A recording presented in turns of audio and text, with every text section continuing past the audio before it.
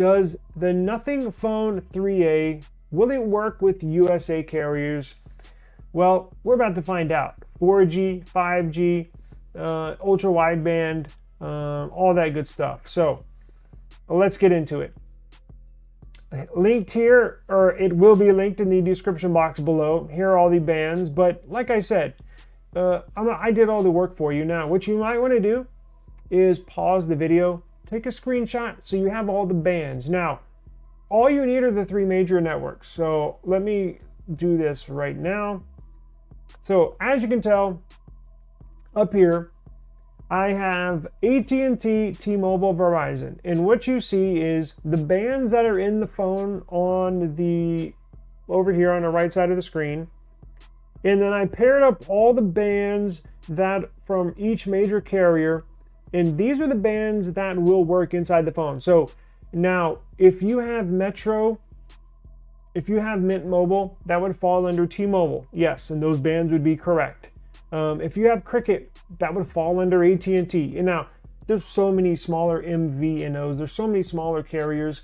I'll let you do that part. So if you have a C Spire, or if you have a Simple Mobile, or Mobile X, or whatever it is, I'll let you do that. It's easy. It's just a quick Google search. What network does Mobile X use?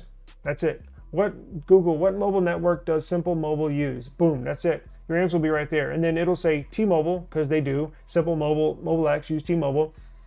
And then you'll take that information, plug it into the screenshot you're taking of me right now, cheese, and then you will pair it up and you'll be able to see. Now, we got word, we were anticipating the Phone 3A to not really work with Verizon this year, kind of like the Phone 2A and the Phone 2 and the Phone 1.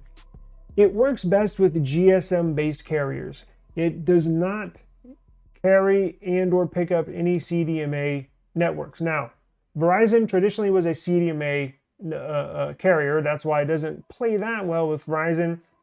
T-Mobile, AT&T are GSM-based carriers. But, kind of surprised. It looks like this Phone 3A might work with Verizon this year. Last year, wouldn't work.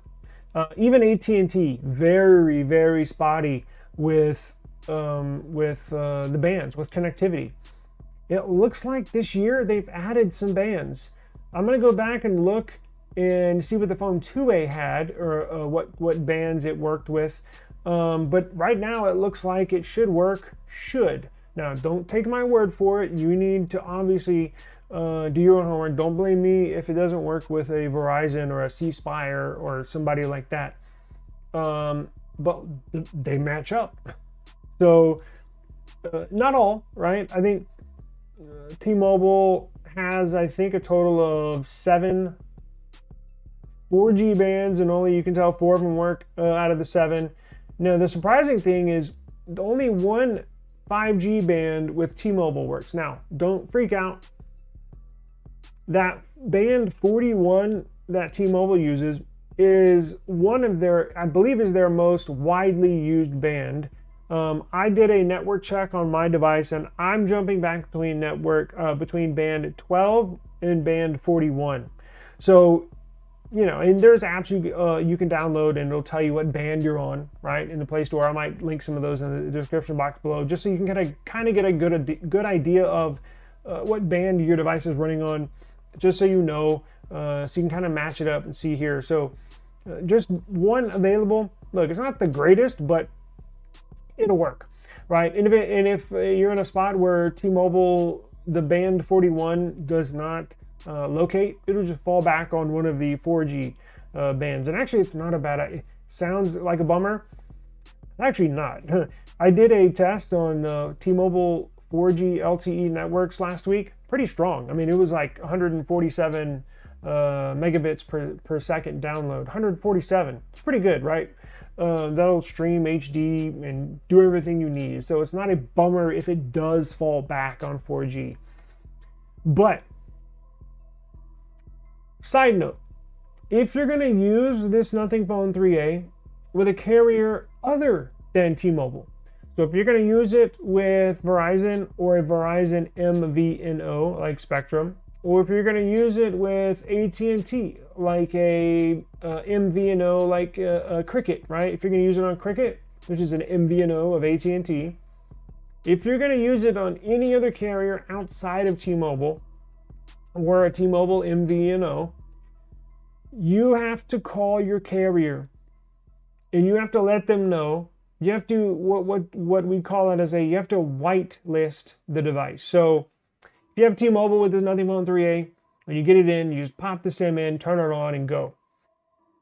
Again, if you're using this Nothing Phone 3A on any other carrier other than a T-Mobile based network, you have to call your carrier and you have to tell them, hey, I just got a Nothing Phone 3A, and it has some of your bands, some not. But I was instructed by the manufacturer, Nothing did say this on the stream this morning, if you're using it outside of T-Mobile, you need to contact your carrier and whitelist it. So what the carrier is going to do is they're going to say, oh, okay, well, let me get your IMEI.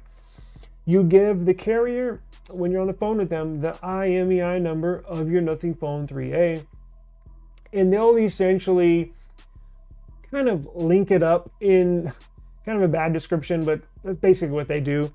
They'll link it up, their network, to the phone IMEI number in the background, just to make sure the carrier knows you're using this device with this IMEI, and our towers are to beam all of our good frequencies to that phone.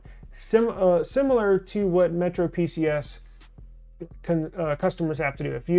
If you've used Metro PCS, all y'all know, whenever you get a new phone, you got to call Metro and you got to say, hey, I'm using an iPhone 15 Pro Max, or I'm using a S23 Ultra, and then you got to give them the IMEI number. Well, what they're doing is basically making that connection behind the scenes. And that's a good thing, right? I mean, maybe a pain in the ass, may take an extra 5-7 minutes, but it's well worth it. So T-Mobile customers do not have to do that, or Mint Mobile. Any carrier that uses T-Mobile as their network, they don't have to call.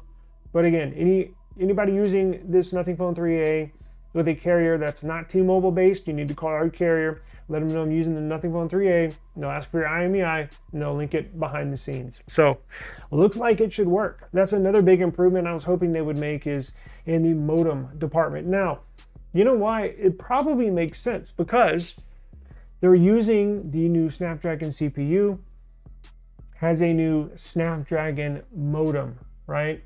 Which allows for a much improved modem over the MediaTek modem, because both MediaTek and Snapdragon make CPUs and modems. The Phone 2A had a MediaTek modem and CPU, and now that they switched to Snapdragon and a Snapdragon modem, it looks like they're supporting more bands. So very good news for all of you that are potentially going to get this phone. It looks like it should be more usable here in the United States. So if you have any questions whatsoever, please give me a holler. Put a comment in the comment section down below. Let me know what you think. Are you going to get it? Are you at least interested if you're not going to get it? Or do you want the 3A Pro over the 3A? Do you like the blue color better than the white color? Let me know what you're thinking. I check the comments every day. I'll certainly reply back if you have a comment or a question. And don't forget, when the Nothing Phone 3A Pro comes out, I will jump on here and make a video and go down the spec sheet on the 3A Pro. Should be here this time next week. So if you're getting this, if you're thinking about getting this, subscribe to the channel. I'm going to do case reviews. We're going to do an unboxing, even though the unboxings kind of suck now, but it's a novelty item, right? Not many people see what a Nothing phone looks like, so I'll skip the unboxings on Samsung and Apple and all that stuff, but I'll still do it on the Nothing phone. So let me know what you think, and subscribe to the channel for more Nothing Phone 3A news and reviews. Appreciate the time, and as always, I will see you tomorrow. Peace. Don't forget, tomorrow I'm doing the tutorial add a flash, the beta 1 UI 7, beta 4 on the Samsung S24 series. I'm going to do that tomorrow. We're going to finish that tomorrow. Peace out.